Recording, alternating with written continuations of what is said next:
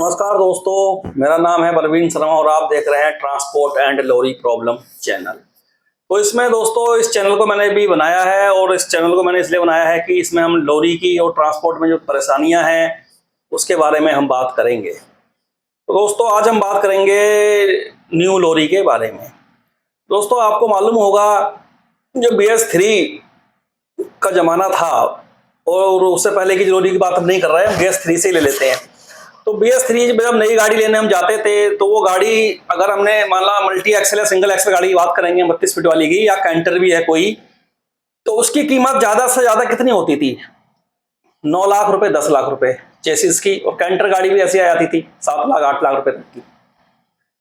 आज की दिनांक में जो है दोस्तों, जो 1020 के टायरों में 32 फीट का जो कंटेनर है सिंगल एक्सल, उसकी कीमत लगभग 21 लाख रुपए या 22 लाख रुपए तक हुई पड़ी है। सो लीडेड का हो चाहे टाटा का हो, लगभग रेट सबके बराबर हैं, 1 आध लाख का ही ऊपर नीचे है बस।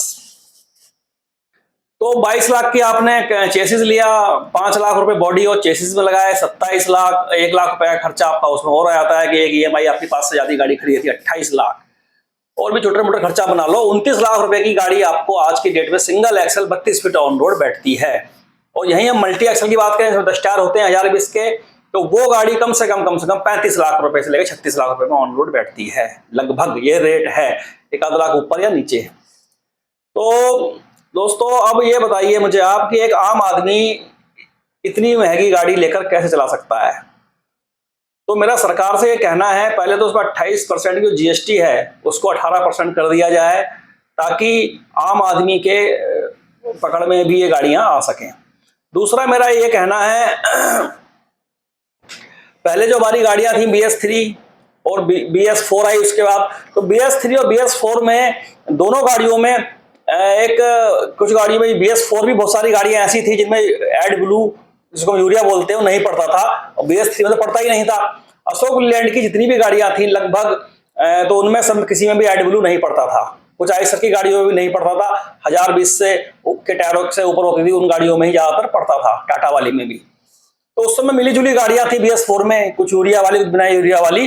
परंतु जब से BS6 गाड़ी सरकार ने निकाली है, इन टोटल गाड़ियों के अंदर एड ब्लू हो गया है, चाहे वो छोटा हाथी से लेकर के पिकअप से लेकर के जितने भी व्हीकल है, छोटा से छोटा बड़ा से बड़ा, सब में यूरिया एड ब्लू, इसको आम बोलचाल की भाषा में हम यूरिया बोलते हैं, वैसे उसको एड ब्लू बोलते हैं, उसको एक एक्स्ट्रा खर्चा ऐड कर दिया गया है। अब दोस्तों मुझे आप ये बताइए कि जिस भी पार्टी को हम लोग गाड़ी देते हैं, जिस फैक्ट्री वाले को देते हैं चाहे, तो हमको क्या उस एड ब्लू का खर्चा अलग से मिलता है? एक BS3 गाड़ी लोड होने गई है जो 2014 या 15 मॉडल है, और एक गाड़ी 2020 या 21 मॉडल जो BS6 गाड़ी लोड होने गई है। दोनों के भाड़े क्या होंगे? सेम होंगे और गाड़ी की कीमत में इतना फर्क है कम से कम 10 लाख रुपए का। इससे सिर्फ और सिर्फ फायदा हुआ है हमारी सरकार को और हमारे बैंक और फाइनेंस कंपनियों को, क्योंकि जिस गाड़ी पर लोन बढ़ता था 10 लाख रुपए का, अब उस व्हीकल के ऊपर लोन देना पड़ता है 20 लाख रुपए। तो जो EMI पहले 35-40 हजार की बनती थी, वो EMI अब लगभग 60 हजार रुपए की बनती है। अब मित्रों 60 हजार की EMI निकालना किसी ट्रक की कोई आसान काम तो है नहीं, क्योंकि मार्केट के अंदर जो कंपटीशन है, जिस तरीके के आजकल रेट हुए पड़े हैं, तो जो छोटा गाड़ी मालिक है या छोटा ट्रांसपोर्टर है उसके लिए ये काम करना बहुत मुश्किल हो चुका है, और जो बड़े बड़े ट्रांसपोर्टर्स भी हैं उनके साथ दिक्कतें तो हैं। तो सरकार से मेरा यह कहना है कि इसमें तुरंत ही इस पर कोई एक्शन ले और इस पर GST को कम करे, सबसे पहला काम यह करे। दूसरा, जो रास्ते की परेशानियां हैं उनको ठीक करे। फिलहाल हम बात करेंगे भी गाड़ियों के ऊपर, ये बातें अगली वीडियो में कवर करेंगे। तो दोस्तों दूसरी बात यह है, जो अब जो गाड़ी है, पहले हमारी BS3 गाड़ी को कोई भी आम मिस्त्री रास्ते में सही कर देता था, परंतु इन गाड़ियों में छोटा छोटा फॉल्ट भी आ गया ना, तो सिर्फ चेक करने के, ये बात बताने के गाड़ी के अंदर ये फॉल्ट है, इसके आपको 600 रुपए से लेकर के 1500 रुपए देने पड़ सकते हैं। अलग अलग राज्यों में अलग अलग रेट हैं लैपटॉप लगाने के, पता ही आप लोगों को। तो सिर्फ 1500 रुपए तो फीस है इस बात की, इस गाड़ी के अंदर ये फॉल्ट है बताने की। अब बताओ 1500 रुपए चेन्नई में या तुम्हारा महाराष्ट्र में लैपटॉप आप लगवाओगे तो 1500 रुपए से कम नहीं जाएंगे वहां पर, या 1100 रुपए जाएंगे। यूपी में इधर कहीं 600-700 के आसपास का रेट है। तो ये बहुत ज्यादा रेट है। एक तो ये जो टाटा मोटर्स है या अशोक लीलैंड है, ऐसा जो भी ट्रक व्हीकल बनाने वाली कंपनियां हैं, ये अपने डीलरों को सही तरीके से समझा दें कि लैपटॉप का रेट ज्यादा से ज्यादा 300 रुपए से लेकर 400 रुपए तक फिक्स कर दें पूरे ऑल इंडिया में। इससे ऊपर कोई भी डीलर नहीं ले सकता। ये काम टाटा मोटर का है या अशोक लीलैंड का है, जिसकी गाड़ी कस्टमर खरीदता है उसका है। सारे काम सरकारी नहीं करेगी, कुछ काम कंपनी वालों को भी करने पड़ेंगे। और दूसरा दोस्तों एक चीज और है, जो इनके छोटे छोटे फॉल्ट है इनके अंदर, अगर एक सेंसर भी खराब हो गया ना तो वो पता नहीं 5000 का है, 500 से लेकर के वो 20000 से कम नहीं है कोई सेंसर। 500 का तो बहुत मामूली होता है, वो छोटा मोटा होगा, नहीं तो 5000, 10000, 11000, 16000 इस तरीके के सेंसर आते हैं एक एक। अब आप लोगों को मालूम है कि कितना बड़ा मार्जिन है, किस तरीके से गाड़ी मालिक या ट्रांसपोर्टर सर्वाइव कर पाएगा। जब BS3 गाड़ियों की EMI इतनी कम हुआ करती थी उस समय प्रॉब्लम सॉल्व नहीं हो पाती थी, तो BS6 की तो EMI डबल है। BS6 की इतनी EMI है कि BS3 की 2 गाड़ी की EMI और BS6 की 1 गाड़ी की EMI बराबर है दोस्तों। अगर मेरी बात गलत है तो मुझे बताइए आप, सबसे पहली चीज। दूसरी बात ये आती है कि हमारे जितने भी नेता हैं जो अपने इसके ट्रांसपोर्टेशन के बड़े बड़े नेता, उनको इस बारे में उन्होंने कभी आवाज नहीं उठाई कि ये प्रॉब्लम चल रही है या ये दिक्कत चल रही है। ये चीजें उनको बोलनी चाहिए ना। और एक आम आदमी को इस बात के बारे में पता है। अगर मेरी जितने भी गाड़ी मालिक हैं सब समझ रहे होंगे कि मैं जो कह रहा हूं वो बिल्कुल सत्य कह रहा हूं। टायर इतने महंगे हो चुके हैं, उसके बाद गाड़ी का इंश्योरेंस देख लीजिए आप, सर्विस देख लीजिए, मेंटेनेंस देख लीजिए, कोई भी पेपर वर्क हो, चाहे गाड़ी में काम कराना हो, सर्विस करानी हो, मतलब। और एजेंसी वाले ये कंपनी वाले भी जो गाड़ियों के सेंसर्स हैं या और कोई सामान है उसकी वारंटी 1 साल से लेकर के 15 महीने तक है। जो बहुत बहुत महंगे हैं, जो ECU है उसकी गारंटी साल भर की है सिर्फ, किसी किसी कंपनी की 18 महीने के ऊपर नहीं है। अगर आपकी राइट टाइम सर्विस कंपनी में हो रखी है इनके किलोमीटर के हिसाब से जो बताते हैं ये, तो आपको क्राउन की, गियर बक्से की और इंजन की वारंटी मिलेगी 6 साल की। BS6 गाड़ी में है 6 साल की, शायद BS4 में कुछ में 4 साल की, कुछ में 6 साल की भी है।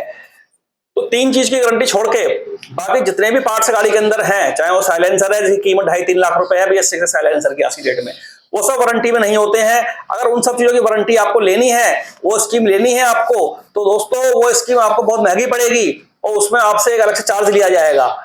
तो वो क्या फायदा उसका। तो मेरा इन एजेंसी वालों से ये कहना है, कंपनियों से कहना है, जो मैन्युफैक्चर्ड कंपनियां हैं, टाटा, अशोक लीलैंड, आइसर जो भी हैं, चाहे भारत बेंज हो, जो भी महिंद्रा की हो, जो भी कंपनियां हमारे यहाँ व्हीकल बनाती है, खासकर कॉमर्शियल व्हीकल की यहाँ बात कर रहा हूँ, वो हर पार्ट्स की वारंटी कम से कम 3 साल तो सभी पार्ट्स की वारंटी रखे। उसके अलावा इंजन की जो वारंटी, चलो 6 साल या 6 लाख किलोमीटर है, जो भी है वो सही है, कोई बात नहीं है, उस पर हम एग्री हैं।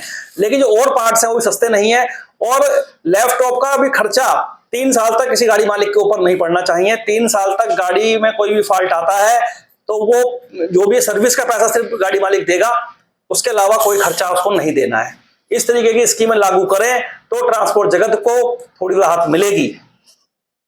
दोस्तों बातें तो बहुत कुछ है करने के लिए इसमें, परंतु मैं अभी सिर्फ इतनी बातें करूंगा कि गाड़ियों के जो रेट हैं, जो कीमतें हैं, बहुत ज्यादा बढ़ गई हैं। इन पर कंट्रोल होना बहुत जरूरी है, क्योंकि कीमतें इतनी ज्यादा बढ़ गई हैं क्योंकि EMI 2 गाड़ी BS4, BS3 और BS6 की 1 गाड़ी बराबर EMI जा रही है। आप जितनी EMI 2 गाड़ी की देते थे पहले, उतनी EMI 1 गाड़ी की देनी पड़ेगी अगर BS6 लोगे तो।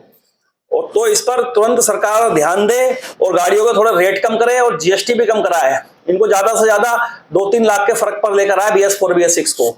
ये फर्क 8-10 लाख का आ गया है, बहुत ज्यादा है। तो इससे तो सिर्फ हमारे बैंकों को फायदा है और NBFC कंपनी को फायदा है। ये तो पहले इतना लूटमार कर रहे थे, अब इन्होंने और लूटमार शुरू कर दी।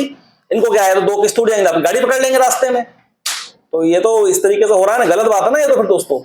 तो इसलिए इस पे एकदम रोक लगनी चाहिए। गाड़ियों की कीमत लिमिटेड होनी चाहिए ताकि एक आम आदमी भी व्हीकल ले। क्योंकि हिंदुस्तान का जो सिस्टम है, हिंदुस्तान में जो ट्रकों का काम है, वो विदेशों के हिसाब से नहीं है, उन रेटों में नहीं है जो रेट वहां पर होते हैं। या ना यहाँ पे ड्राइवर को भी उस हिसाब से नहीं रखा जाता है, ना व्हीकल्स में उतनी कमाइयां हैं। फिलहाल ड्राइवरों के ऊपर और बातें हम कहीं और टॉपिक किसी दिन और कवर करेंगे अगली वीडियो में। फिलहाल मैं आपको इसमें गाड़ियों के जो रेट बढ़े हैं, जो परेशानियां गाड़ियों के साथ रास्ते में है, छोटा सा भी एक तार अगर हट जाएगा ना तो गाड़ी रास्ते पे खड़ी हो जाएगी। उसके लिए मिस्त्री बुलाना पड़ जाएगा, जो कि पहले एक आम इलेक्ट्रीशियन कोई भी सही कर लेता था। अब वो उतना आसान नहीं है, वायरिंग की कीमत इतनी महंगी है। है, छोटा सा तार अड़ गया तो आपके 5, 10, 20 हजार लग जाएंगे मिनट से पहले। कई बार तो मैंने यहां तक सुना है कि कच्चा माल जो जाता है हमारी सब्जियां, उसमें BS6 गाड़ियों में कई व्यापारी माल लोड करने को तैयार नहीं है। उनको मालूम है कि सेंसर उड़ गया, इसका वो तार उड़ गया तो ये गाड़ी रात में खड़ी जाएगी, हमारा माल खराब हो जाएगा। जब BS3 में ये प्रॉब्लम नहीं थी, उनमें तो कोई भी हमारा ड्राइवर भाई भी काम कर लेता था। लेकिन आज नहीं, अगर सब कच्चा माल लदा है गाड़ी के अंदर रात में है और रास्ते में खराब हो जाए तो उसका व्यापारी की तो मटार लदी है उसके अंदर, ओपन बॉडी गाड़ी की बात करें अगर तो हम, या कोई और माल लदा है तो रास्ते में खराब हो जाएगा ना। अगर वो उसमें छोटी सी सा भी कोई तार उड़ गया, गाड़ी तो रुकी जाएगी ना, चाहे जो भी हो।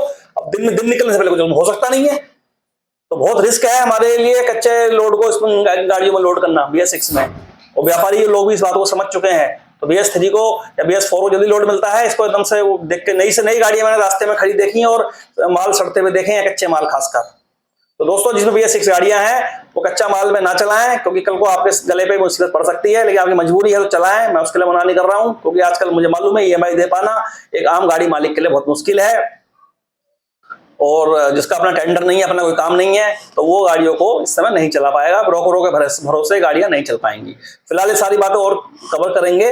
आज जो मेन बात थी वो थी गाड़ी के रेटों को लेकर, गाड़ियों से, नई गाड़ियों से जो प्रॉब्लम्स आ रही हैं हम लोगों को, उसके ऊपर। तो दोस्तों अगर ये बातें सत्य हैं और वीडियो आपको सही लगी है तो इस वीडियो को सब्सक्राइब करें और लाइक करें और बेल आइकन का बटन दबा दें दोस्तों, और कमेंट में बताएं कि मेरी बातें सही हैं या गलत। नमस्कार दोस्तों।